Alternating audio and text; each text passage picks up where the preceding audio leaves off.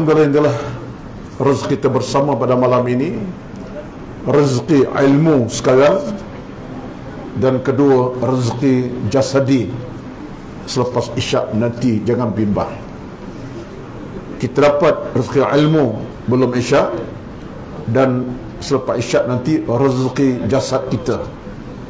Mudah-mudahan Allah memberkati insya-Allah apa yang dirancangkan oleh pihak pengurusan surau kita melalui Al-Fadhil pengurusi dan tan kuasanya. Tuan-tuan puan-puan dirahmati Allah sekalian, saya kira apa yang saya nak sampaikan pada malam ini bukanlah satu benda yang baru, tetapi atas semangat seorang insan yang ada kekurangan, ada kelemahan, yang sedang belajar sesuatu dalam kehidupan ini, demi untuk Allah radai segala apa yang saya lakukan, saya amalkan, samalah kita punya harapan, kerana kita tak berbeza sebenarnya dalam urusan hidup ini. Matlamat kita untuk meraih redha Allah Subhanahu wa taala, itu yang paling utama. Dalam kepayahan macam mana kita ada dalam hidup ini, kita redha Allah. Dalam cabaran hidup yang pelbagai, kita nak redha Allah Subhanahu wa taala. Kerana langit tak kita junjung selama-lamanya, dan bumi tak kita pijak selama-lamanya. Itu kenyataan. Siapapun kita, langit tak kita junjung selama-lama, dan bumi tak kita pijak selama-lamanya.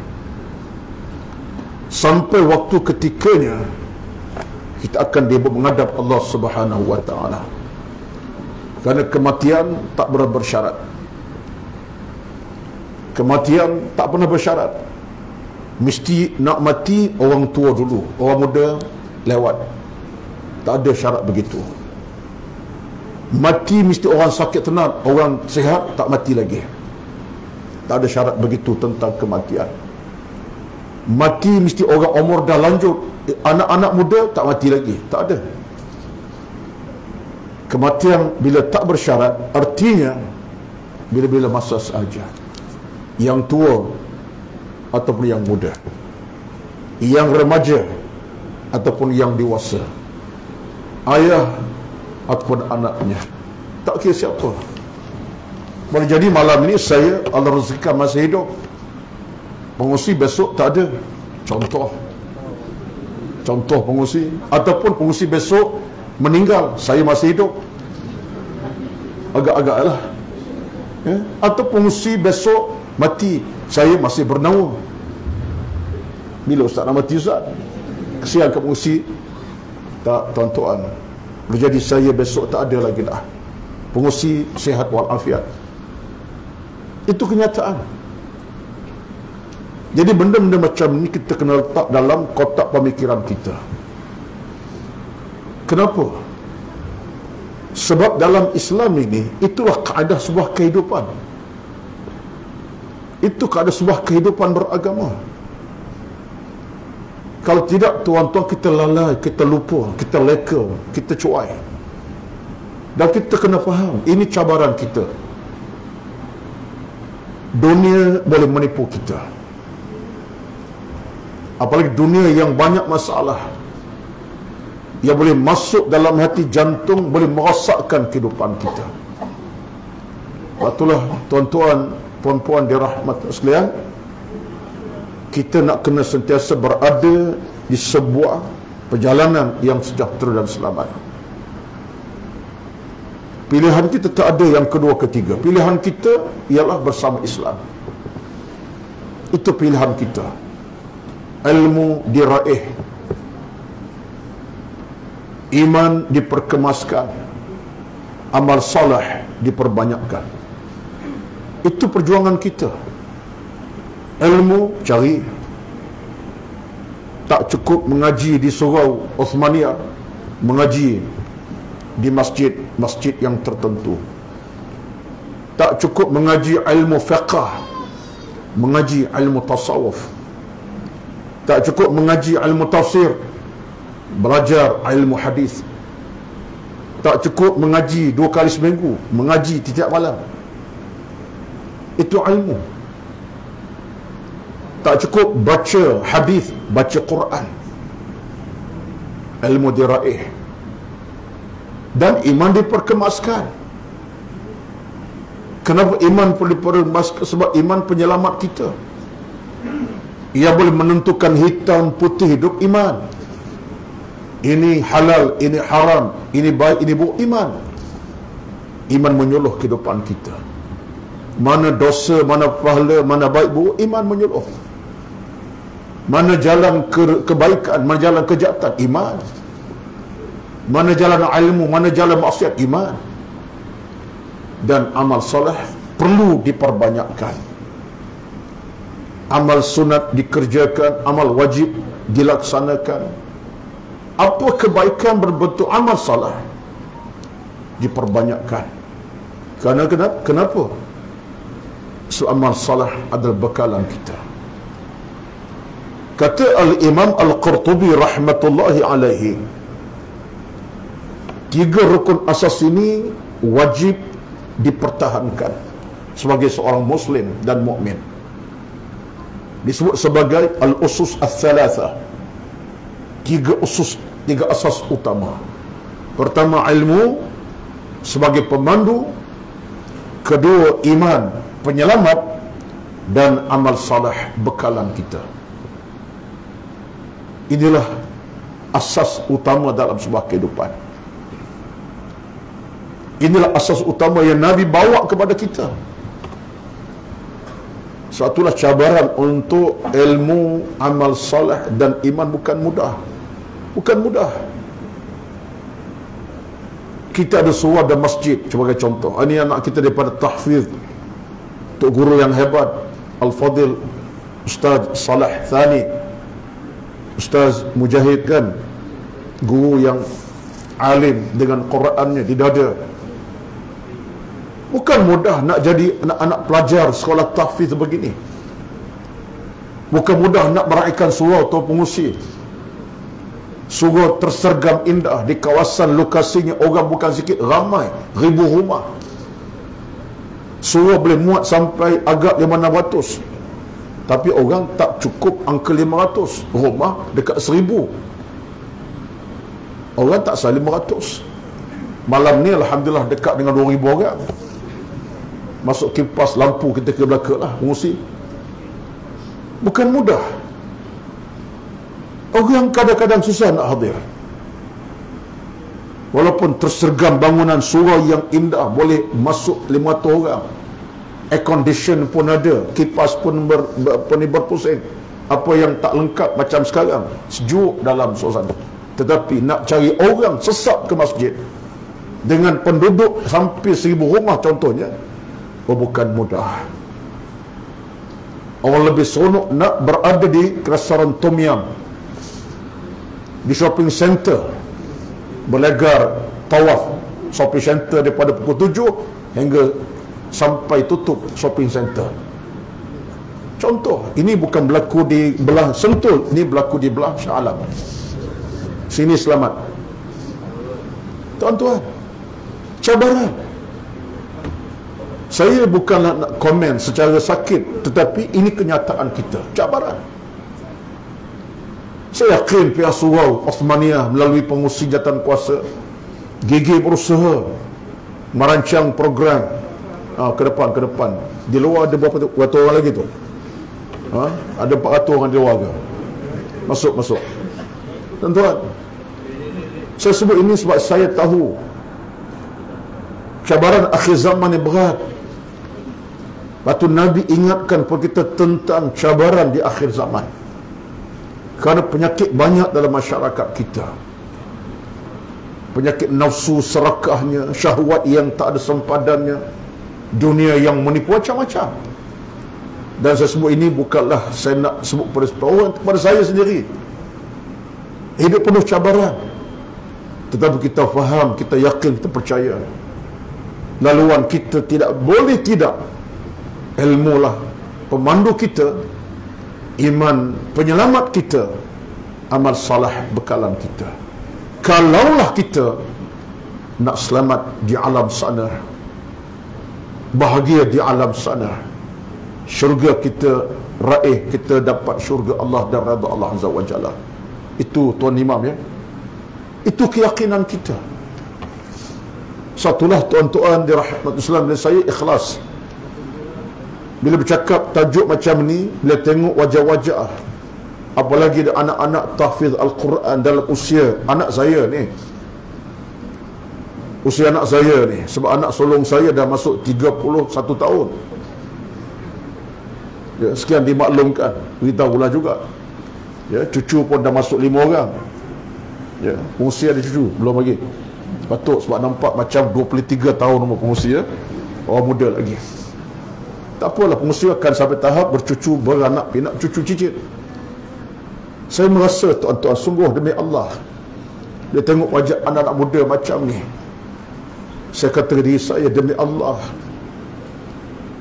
inilah generasi yang kita harap Allah muncul tengah-tengah masyarakat yang rosak macam mana, tetap akan ada golongan yang berilmu dan beramal amal salih, insya-Allah.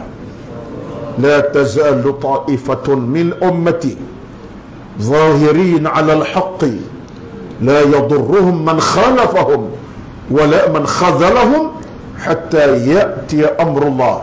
Hadis Imam Muslim. Kita yakin kepada hadis Nabi. Nabi sebut apa kepada kita? Tetap akan ada segolongan umatku yang sifat macam mana Nabi sebut? Yang berada dalam kebenaran, bersama dengan kebenaran. Ilmu dicari, pahala diraih, amal dibuat, kebaikan dilakukan, benda baik diamalkan, mengaji kebaikan, mengaji ilmu, akan ada Nabi sebut di kalangan umat manusia ini. Sehingga kata Nabi SAW, Allah tentukan keadaan pada masa itu.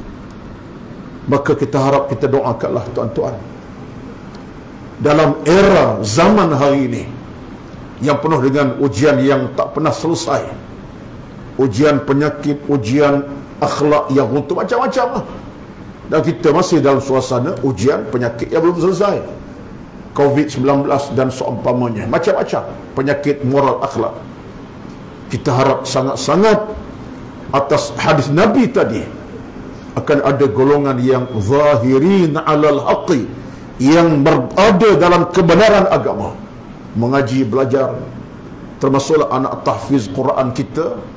Kita semua ini, walaupun kita bukan lagi orang yang mengaji tahfiz, bukan lagi kita ni berada peringkat tahfiz umur 50, 60, tak larat. Nak hafal Yasin pun bukan mudah. Umur 60 nak hafal Al-Kahfi, oh bukan mudah tuan-tuan. Bukan Al-Kahfi, nak hafal surah An-Naba tu pun pening kepala. Al-Maytas ta'bihabi Al-Maytas alun. So umur 60 nak hafal, tapi kita yakin, percaya, ada kekuatan dalam hati kita, ada semangat nak belajar ilmu, mengaji ilmu, meraih kebaikan, pahala redha Allah. Allah akan beri kita kejayaan, keselamatan. Saya sebut tuan-tuan, bukan nak mengajar ni malam ni, tapi nak berikan muhasabah diri kepada saya, sebab kita tak ada jalan yang lebih mudah dalam kecuali ilmu lah pemandu kita, iman penyelamat kita, amal salih bekalan kita. Selama-lamanya tanpa ketiga-tiga tadi, kita akan menempuh sebuah kehidupan yang sempit, sesempit-sempitnya, dan umat tidak akan jadi manusia yang baik dan bahagia, melainkan umat yang makin haru biru, kecundang dan sebagainya. Baik, ini baru mukaddimah tu. Dah dekat isyak dah. Ini yang kata 10.30 tadi tu. Boleh 10.30 ni anak-anak kita ni? Yang boleh depan sebab tanya, belakang diam je. Ya, tuan-tuan, jangan bimbang. Ustaz akan tamatkan bila masuk jam isyak, tambah sikit 2-3 minit, tamatkan insya-Allah. Kata alhamdulillah. Tengok tu, alhamdulillah. Tuan-tuan, puan-puan semua, Allahu Akbar. Modal habis dah ni, tak ada modal dah. Tuan-tuan sekalian, banyak modal lagi ni. Tapi saya cakap tadi, dalam kerangka untuk mengajak kita memahami hak kehidupan kita. Sebab itulah saya kira tuan-tuan, untuk malam ini saya ada 5-6 poin ringkas saja. Baru nak cakap tentang poin tadi, kira muqaddimah. Saya nak angkat dalam masa yang terbatas sehingga Isyak masuk, tambah 3-4 minit, 5-6 poin ringkas. Poin yang pertama malam ini dalam kerangka tajuk tadi ialah betapa Nabi sallallahu alaihi wasallam, tuan-tuan, puan-puan semua, adalah seorang insan manusia yang paling sempurna. Nabi wariskan kepada kita sebuah kehidupan yang sesempurnanya. Itu kehidupan beragama Islam. Batu Nabi sallallahu alaihi wasallam dalam beberapa riwayat, ketika Nabi di padang Arafah, ketika Nabi mengerjakan haji yang terakhir, disebut dalam sirahnya Hajjatul Wada', haji selamat tinggal. Hajjatul Wada', haji selamat tinggal. Di khalayak 100,000 lebih sahabat umat Islam berkumpul di padang Arafah. Angka besar tu. Tuan-tuan dan puan-puan semua, apa yang berlaku saya nak kisahkan dalam poin pertama ini ialah kecintaan Nabi kepada umat baginda sallallahu alaihi wasallam. Nabi tengok kita dengan pandangan cinta sayang kasih. Nabi sedar tempoh hidup baginda dah tak lama. Ketika dia mulakan ucapan dalam khutbah baginda, apa Nabi sebut? La'alli la alqakum ba'da 'ami hadha, isma'u wa'u, la'alli la alqakum ba'da 'ami hadha. Maksudnya, dengar wahai umat semua, dengar dengan penuh keinsafan, boleh jadi aku tak bertemu lagi kamu pada masa akan datang. Tuan-tuan, ada bayangan Nabi SAW bercakap dalam bahasa mudahnya, aku dah tak ada dalam selepas ini, aku tinggalkan kamu semua, selamat tinggal. Seolah macam itulah. Tuan-tuan, ada bayangan Nabi akan tinggalkan umat ini. Bertambah lagi bayangan itu bila Nabi di penghujung khutbah sallallahu alaihi wasallam, dari riwayat Bukhari Muslim, Nabi angkat suatu hadis kepada kita, taraktu fikum ma in tamassaktum bihima lam tadillu abadan kitaballahi wa sunnati.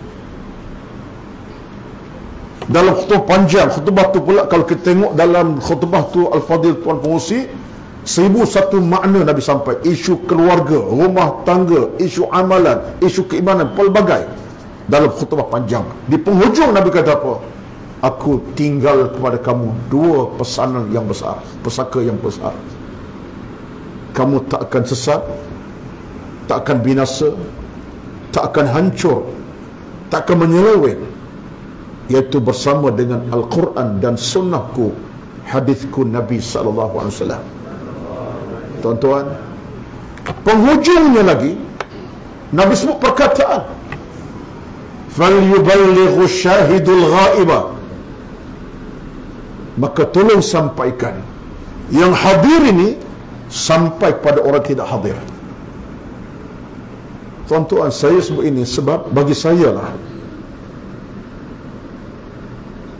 ada kewajarannya dalam beberapa keadaan pengusi khutbah Hajatul Nabi patut kita rekod, tengokkan balik,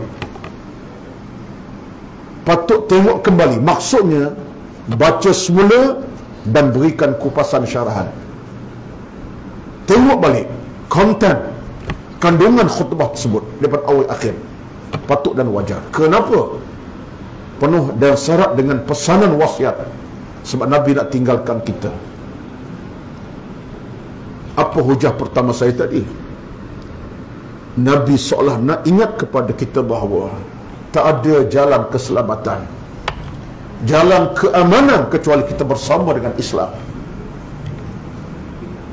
Kamu akan selamat, akan bahagia, jauh dari kecelakaan, kebinasaan mereka bersama dengan Islam yang terasnya Al-Quran dan Sunnah Nabi Sallallahu Alaihi Wasallam. Ini poin penting kepada kita. Satulah hari ini tuan-tuan, cabaran nak mengaji tentang Quran, tentang Islam, tentang hadis bukan mudah ni. Yang berlaku kejahilan, bukan kealiman, keilmuan. Sebab itulah saya sebut ini bukan apa. Kita kena balik ke pangkal jalan dalam hidup kita, bersama dengan Al-Quran dan hadis baginda Sallam. Secara moralnya bersama Islam, secara pegangan, cara akidah, cara amalan, cara akhlak, cara muamalah, cara kehidupan, tak boleh keluar pada landasan Islam. Seolah-olahnya Islam adalah highway kepada kita, highway Islam. Betulah Islam berada dalam sebuah kehidupan yang lengkap. Makan cara Islam, minum cara Islam, rumah tangga cara Islam, kerja cara Islam, mengajar Islam, semua cara Islam. Ini yang kita nak tengok dalam masyarakat. Tetapi bila Islam tak diamali secara begitu rupa, datanglah kepalsuan. Bekerja tak kira halal haram, dosa pahala. Bab rezeki yang dikira masuk. Hal haram tak peduli. Usahakan yang bekerja di sektor yang besar-besar. Yang meniaga ni pun kadang-kadang meniaga buah di tepi jalan, sekilo RM20 buahnya. Bila sampai menimbang, orang minta 2 kilo, dia kurangkan 60 gram. Contoh, rezeki dia cari untuk anak isteri, untuk dia punya kehidupan. Tetapi bila bab jual beli, orang minta 10 kilo, dia kurangkan setengah kilo, mengurangi timbang. Sebagai contoh nak sebut, barang yang dah tak elok dia jual, dan luput tarikh dia jual. Dia tak kira orang susah senang, penting aku jual, dapat duit. Contoh, maknanya halal haram tak kisah, tak peduli. Ini apa cerita ni? Ini contoh dalam urusan jual beli, kurang timbangan. Urusan harta benda, rasuah sana sini, ambil kesempatan di atas orang punya penderitaan, kepayahan. Yang miskin ditekan, ditindas, yang kaya makin kaya. Tuan-tuan sekalian, urusan harta benda, mana Islamnya? Akhir datanglah kebakhilan, kejahilan. Saya sebut tuan-tuan minta maaf lah, ini serius. Sebab dunia hari ini dah banyak kemusnahannya. Jiwa makin sakit, hati makin parah. Kata Nabi SAW ingatkan kepada kita akhir zaman, yushaku an tada'a alaikumul umam kama tada'a al-akalatu ila qas'atiha. Qala qailun aw min qillatin nahnu yawma idhin ya Rasulullah.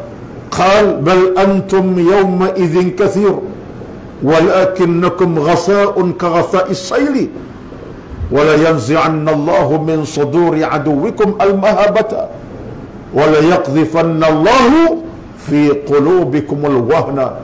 Qala qailun wa mal wahnu ya Rasulullah. Qal hubbud dunya wa karahiyatul maut. Hadis ini panjang, ini sahih. Bila Imam Tirmizi, Imam Ahmad bin Hanbal radhiyallahu anhuma, Nabi sebut tentang keadaan kita akhir zaman.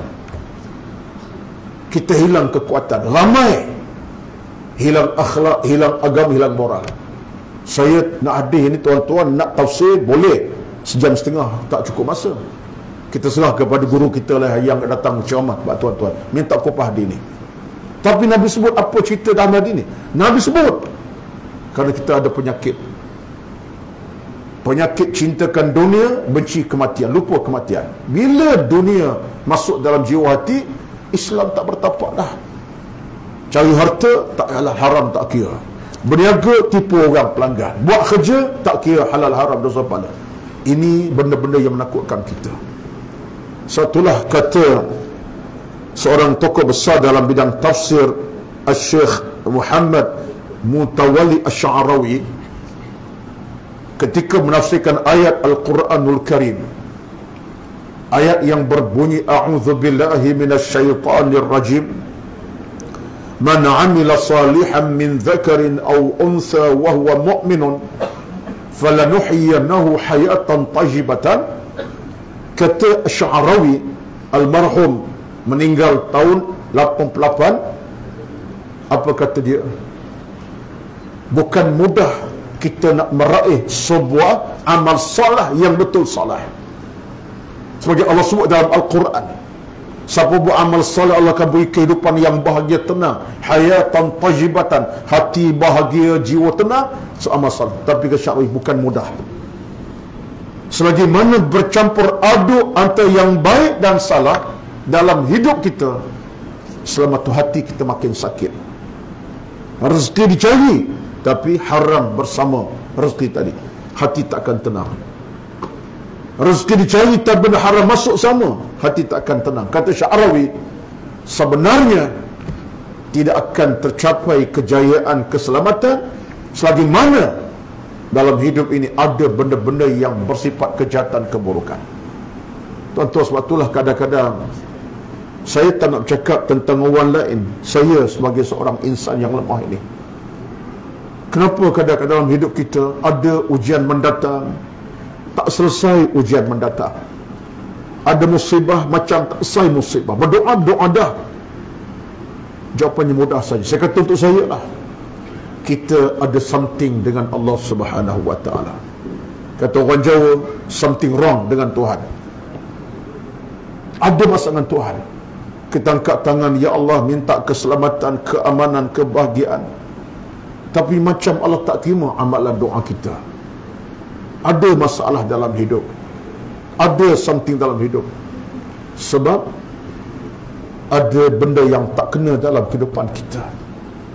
Faktornya ada kesilapan. Akhlak kita mungkin, sikap kita mungkin, cara makan minum kita mungkin, perangai kita mungkin. Allah lewatkan daripada kita nikmat rezeki dan seumpamanya. Tak diberikan doa yang istijabah. Ya tuan-tuan, sebab itulah saya bercakap untuk saya, bukan oleh saya cakap awal tadi, saya untuk saya. Maka yang pertama dah 6 ni, dah masuk pukul isyak, nak masuk dah. Kita nak berhenti azan ke nak teruskan musik? Teruskan.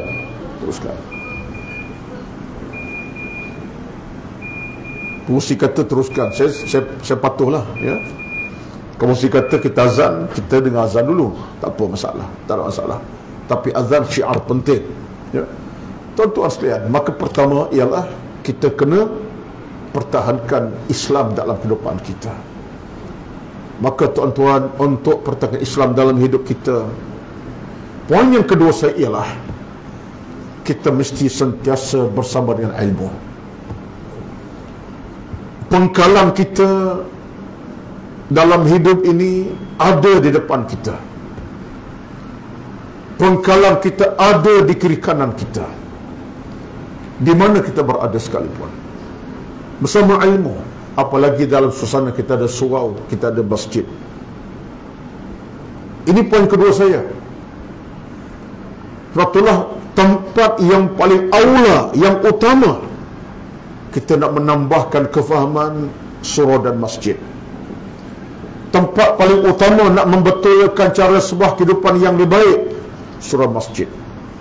Tempat untuk membasmi kejahilan dan keburukan, surau masjid.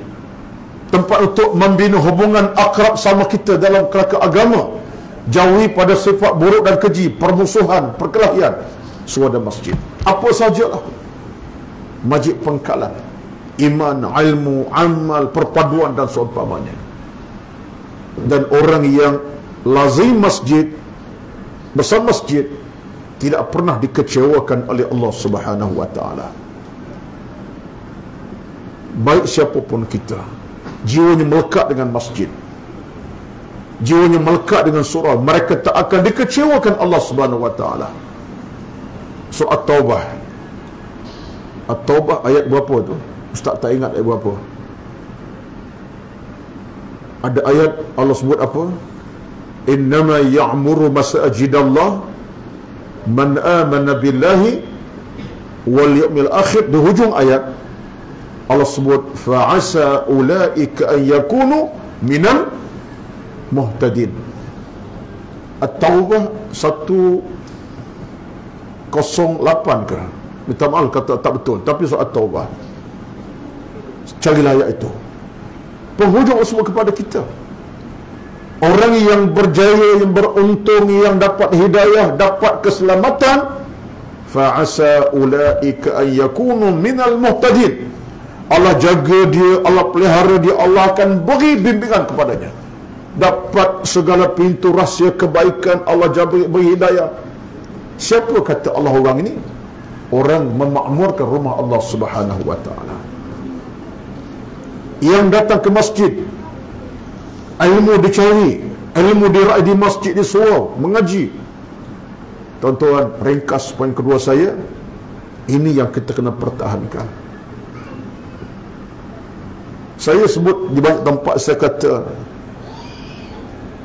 permulaan kita dengan masjid ini, kalaupun kita tak menjadi orang alim, faham semua cabang agama, fiqh, tajwid, hukum hakam, Al-Quran, seumpamanya, tak sampai tak itu sekalipun, tapi orang yang lazim masjid, insya-Allah Allah akan jaga kehidupannya. Allah akan jaga kehidupannya, pelihara kehidupannya. Sebab rapatnya dengan masjid adalah satu rezeki yang paling besar sekali. Kalaupun dia tak, orang kata tak memahami detail agama, tapi bila dia jadi ahli masjid, ahli surau, berjemaah, jaga hubungan dengan rumah Allah ini, percayalah ada rezeki yang besar menantinya insya-Allah. Dari sudut jagaan Allah kepadanya. Betullah saya ada beberapa kes yang saya dapat daripada kawan-kawan. Beberapa lama dulu ada cerita, tapi cerita ni saya ingat lama tak lama pun lama lah, di Shah Alam, ya, tak sebut lokasi mana. Kebetulannya surau tersebut saya ada ceramah jarang-jarang, bukan tetap, dan kenallah imam-imam dan bilalnya, termasuklah siaknya. Dikhabarkan ada satu kes kematian. Ni kes mati di surau ni, Ramadan ni ada di mana, di Negeri Sembilan ke, banyaklah kes. Tapi cerita saya ini disebutkan oleh Jatan Kuasa Surau. Kes kematian di surau hamba Allah ni, orang yang jaga surau malam siang dengan maksud datang, duduk di surau berjemaah malam siang pagi petang, duduk dengan pengajian ilmu, apa rezeki akhirnya? Dia bukan sampai tahap jadi seorang penceramah, memahami cabang hukum agama sebagai bersyarah, tak ada. Tapi dia jaga keadaan ke masjid berjemaah sampai tahap duduk dan ceramah. Akhirnya apa dia dapat? Ini cerita benar yang berlaku. Penghujung hidupnya dia meninggal dalam rumah Allah Subhanahu wa taala. Cerita ini mungkin kalau tuan-tuan baca akhbar, banyak cerita lebih kurang sama, tapi ini lisan daripada seorang sahabat saya kepada jawatankuasa masjid surau tersebut. Ini cerita lama. Satu hari dia masuk ke masjid, menanti sembahyang asar, azan berkumandang, selesai sembahyang sunat qabliyah asarnya, Sementara menanti imam nak jadi imam solat, dia buka Quran, tiba-tiba tengah baca itu terlentuk meninggal dunia. Jam asar, wuduknya lengkap, menanti nak sembahyang berjemaah, sedang baca Quran. Orang ni bukan seorang ustaz yang mengajar ceramah di pentas sebuah masjid. Orang ni bukan faham ilmu mendalam macam seorang imam, seorang penceramah yang terkenal. Dia sekadar datang, jaga masjid, dia suruh jaga solatnya, duduk dengar ceramah, tetapi tengok tuan-tuan, rezekinya pilihan Allah kepada yang tepat. Saya sebut ini apa? Allah akan pelihara orang yang jaga dia, maksudnya rapat dengan dia. Suatu ada perkataan dalam Nabi sebutkan, man 'asha 'ala syai'in mata 'alaihi. Siapa yang bersentiasa bersama satu benda, dia akan mati dalam kebaikan itu. Dia sentiasa jaga surau masjid, tak pernah miss, tengok Allah mati tengah-tengah berada masjid dan surau, dengan wuduknya lagi, dengan nanti asar masuk, Quran sedang dibaca, terlentuk meninggal, mengejut. Tuan-tuan, sebagai saya cerita macam ni, kita kena tengok mata kasar dengan mata hati, bukan mata kasar. Maknanya seorang yang rapat dengan Tuhan, Allah tak pernah kecewakannya. Oh ustaz, syaratnya kena mati dalam surau. Ustaz, tak semestinya. Bukanlah maksud mesti wajib surau, mati surau, tidak. Tapi penghujung itu Allah pilih beliau untuk mati di suasana dia dengan surau tak pernah tinggal berjemaah dan mengajinya. Allah pilih beliau meninggal suasana. Tuan-tuan, ini rezeki. Itulah kita dalam agama ini, bila kita kenal ilmu, kenal masjid surau, tak pernah akan dikecewakan Allah Subhanahu wa ta'ala, keberkatannya, rahmatnya. Percayalah. Cuma pengusi kita nak angkat cerita ni kepada orang ramai. Tuan-tuan, percayalah, surau masjid tempat berkat, payahlah. Payah tuan-tuan. Pengusi letih lah nak bercakap, tuan-tuan ingat surau tempat paling berkat, paling banyak keberkat. Tuan-tuan datang tak mengecewakan Allah kepada tuan-tuan. Orang dengar saja, alah, pengusi ada kerja lain ke? Tuan-tuan, bukan mudah.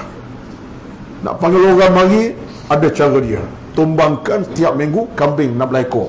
InsyaAllah. Tuan-tuan, yang kedua, saya ingat 6 poin. Sekarang insya pun dah masuk. Tuan pun nampak lain macam dah. Saya pun dah tengok meja dah ready di luar sana. Kami bakar pun nampak okey dah tu. Ya tuan-tuan, poin ketiga terakhir. Janji 6 poin, 3 berbaki, kita sambung tahun depan insya-Allah. Kalau saya masih ada, sebimbang saya ada, pengusi tak ada tu ya.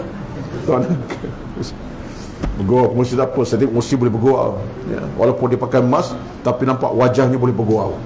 Saya takut bergurau tuan-tuan ya. Baik, poin terakhir malam ini insya-Allah. Yang ketiga, tadi pertama bersama Islam, itu Nabi kepada kita. Yang kedua, ilmu, surau lah tempat kita datang, hadir masjid surau. Yang ketiganya ialah dalam hubungan kita dengan agama tuan-tuan, ialah kesatuan sama kita. Kesatuan sama kita. Kita ikat hubungan cinta sayang kasih.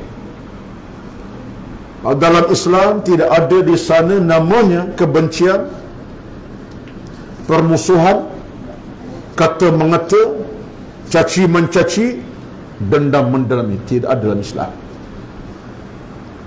Tak ada dalam Islam.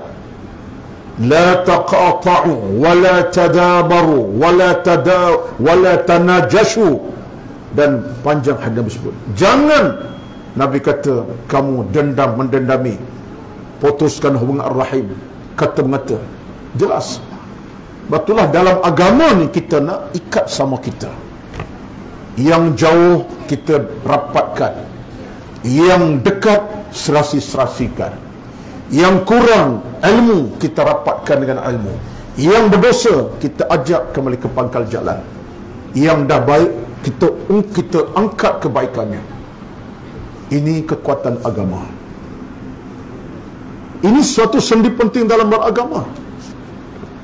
Tapi selagi masyarakat kita dalam hidup ini dunia caci mencaci, maki memaki, kata mengata, dendam dendami, dengki dendam, habis usah ke luar sana dalam surau saja. Tengok muka pengusi aku, muka pengusi ni. Contohnya, contoh bukan di sini, belah Afrika Selatan, jauh Johannesburg. Kaki masjid, kaki surau. Bila masuk surau, oh makhluk tu ada juga, dia kata. Kena pula maksud apa? Tu imam boleh bangkit. Contohnya. Habis bila nak selamat kita, tuan-tuan, dah berjemaah bersama dah tu, maghrib sekali syak, tapi hati tak pernah nak ceria. Tengok orang ni aku benci, tengok orang ni aku tak suka, tengok orang ni aku nak maki.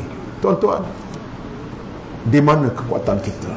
Satu, dalam Islam, amalan yang utama ialah kita sentiasa saling cinta mencintai, sayang menyayangi, hormat menghormati.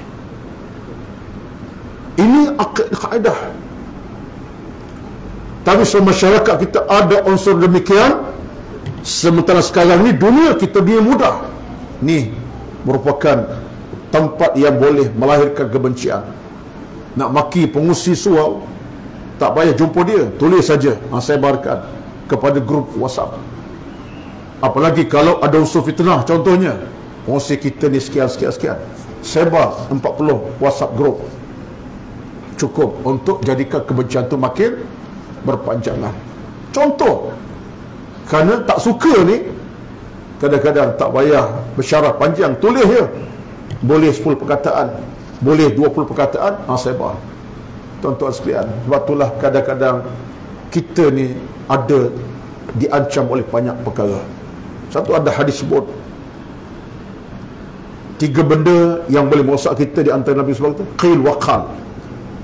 Qila waqal ni sebagai terjemahan mengikut apa yang saya faham ialah melalui ungkapan, ucapan, termasuklah penulisan. Qil waqal ni termasuklah ucapan secara fizikal, tulisan secara tulisan. Itu maksud viral dunia sekarang. Qil waqal ini terjemah viral melalui ucapan, tulisan, WhatsApp. Itu Nabi sebut dalam hadis. Cuba tengoklah hadis Imam Tirmizi. Nabi sebut akan berlaku dunia viral sehingga menimbulkan ancaman sama kita, kebencian dan permusuhan. Jadi tuan-tuan, kita nak kena tengok baliklah. Mudah-mudahan hati kita makin bersih, jiwa kita makin tenang, akhlak kita makin sempurna, hati kita makin mulia.